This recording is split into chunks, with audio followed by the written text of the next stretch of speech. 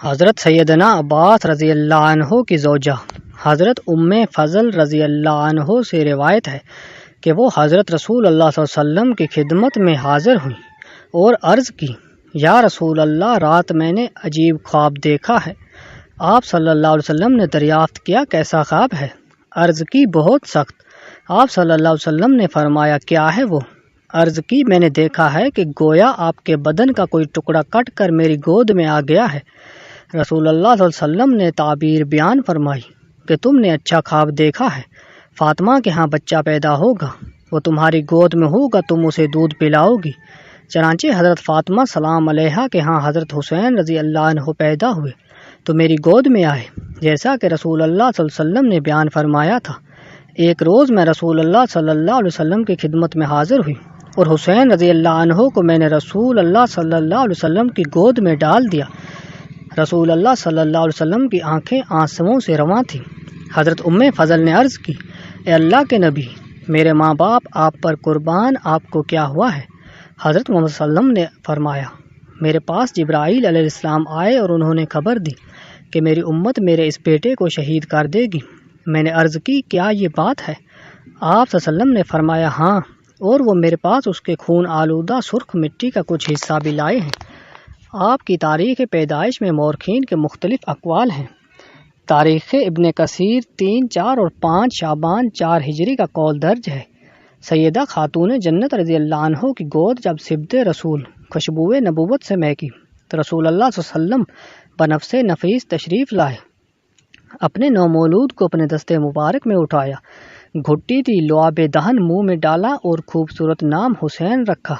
رسول اللہ صلی اللہ علیہ وسلم کا معمول تھا کہ جب بھی آپ نماز ادا کر لیتے تو آپ صحابہ کی طرف اپنا رخ کر لیتے، لیکن ایک دن جب حضور اکرم صلی اللہ علیہ وسلم نے نماز فجر ادا فرمائی تو آپ صلی اللہ علیہ وسلم نے اپنا رخ حضرت علی رضی اللہ عنہ کی طرف کیا تو حضرت مولا علی رضی اللہ عنہ نے آپ صلی اللہ علیہ وسلم کے اس مخصوص انداز کو سمجھتے ہوئے وہاں سے اٹھے اور مسجد سے باہر آ کر کھڑے ہو گئے۔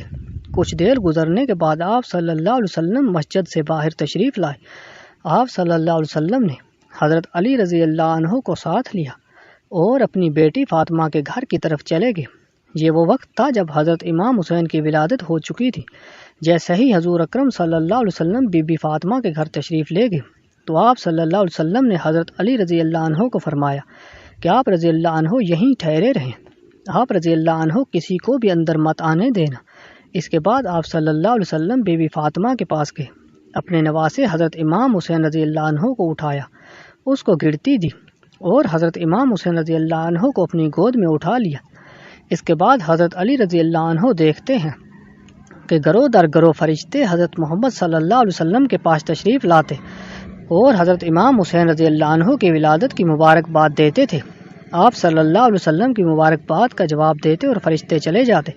کچھ صحابہ آئے تو حضرت علی نے انہیں روک لیا کہ اندر جانے کی اجازت نہیں ہے، کیونکہ اللہ نے مجھے بیٹا عطا فرمایا اور اللہ کے رسول اندر ہیں۔ فرشتے آپ صلی اللہ علیہ وسلم کی بارگاہ میں پیش ہو کر مبارکباد دے رہے ہیں۔ اب تک 4420 فرشتے آپ صلی اللہ علیہ وسلم کی بارگاہ میں تشریف لا چکے ہیں۔ ابھی بھی یہ سلسلہ جاری ہے۔ یہ بات سن کر تمام صحابہ وہیں رک گئے۔ آپ صلی اللہ علیہ وسلم کے صحابہ کرام کا یہ معمول تھا کہ تھوڑی دیر آپ صلی اللہ علیہ وسلم صحابہ کرام کو نظر نہ آتے تو سب آپ صلی اللہ علیہ وسلم کا دیدار کرنے کے لیے بےتاب ہو جاتے تھے۔ سب صحابہ کرام آپ صلی اللہ علیہ وسلم کو مکہ اور مدینہ کی گلیوں میں تلاش کرنے لگ جاتے تھے۔ جب تک وہ آپ صلی اللہ علیہ وسلم کو نہ دیکھ لیتے تو ان کی آنکھیں ٹھنڈی نہ ہوتی تھیں، اس لیے سب صحابہ کرام آپ صلی اللہ علیہ وسلم کو تلاش کرتے ہوئے بی بی فاطمہ کے گھر تک آ پہنچے تھے۔ اس طرح سب صحابہ کرام حضرت علی رضی اللہ عنہ کے گھر کے باہر کھڑے ہو گئے تھے۔ جب آپ صلی اللہ علیہ وسلم فارغ ہوئے تو آپ صلی اللہ علیہ وسلم نے سب کو اپنے پاس بلا لیا۔ جب صحابہ نے حضرت علی رضی اللہ عنہ کے ساتھ ہونے والی باتیں بتائیں تو آپ صلی اللہ علیہ وسلم نے حضرت علی رضی اللہ عنہ سے دریافت کیا، اے علی، آپ کو کس طرح پتہ چلا کہ میرے پاس اتنے فرشتے آئے ہیں؟ حضرت علی رضی اللہ عنہ نے عرض کی، یا رسول اللہ، آپ صلی اللہ علیہ وسلم کی خدمت میں جو کوئی بھی فرشتے کا گروہ آتا تو وہ اپنی تعداد بتاتا تھا، اس سے میں نے سب گروہ کی تعداد کو جمع کر لیا تھا۔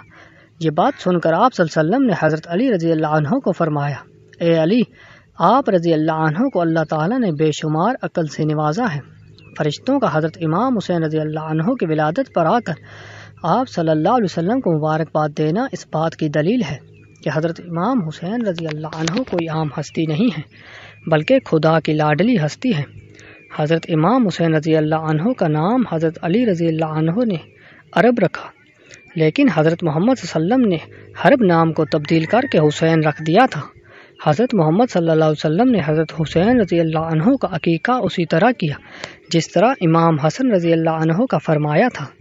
حضرت امام حسین رضی اللہ عنہ نے اپنے نانا کی زندگی کے 5 سال پائے۔ اس مدت میں حضرت حسین رضی اللہ عنہ نے اپنے نانا حضرت محمد صلی اللہ علیہ وسلم سے بہت ہی کچھ سیکھا۔ نانا حضرت محمد صلی اللہ علیہ وسلم اور نواسے حضرت امام حسین رضی اللہ عنہ کی محبت اس قدر تھی کہ حضرت محمد صلی اللہ علیہ وسلم نے فرمایا کہ جس نے میرے نواسوں سے محبت کی اس نے مجھ سے محبت کی، جس نے امام حسن اور حسین سے بغض رکھا اس نے میرے ساتھ بغض رکھا۔ جب دونوں بھائی اکٹھے کھڑے ہوتے تھے تو حضرت محمد صلی اللہ علیہ وسلم کے مشابہ ہی نظر آتے تھے، کیونکہ حضرت امام حسن رضی اللہ عنہ سر سے لے کر سینے تک حضور اکرم صلی اللہ علیہ وسلم کے مشابہ تھے، اور امام حسین رضی اللہ عنہ سینے سے لے کر پاؤں تک آپ صلی اللہ علیہ وسلم کے مشابہ تھے۔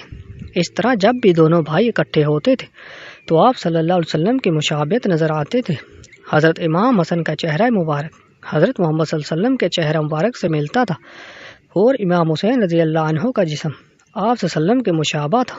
اللہ تعالیٰ سے دعا ہے کہ اللہ تعالیٰ ہم کو اہل بیت سے محبت کی توفیق عطا فرمائے، آمین ثم آمین۔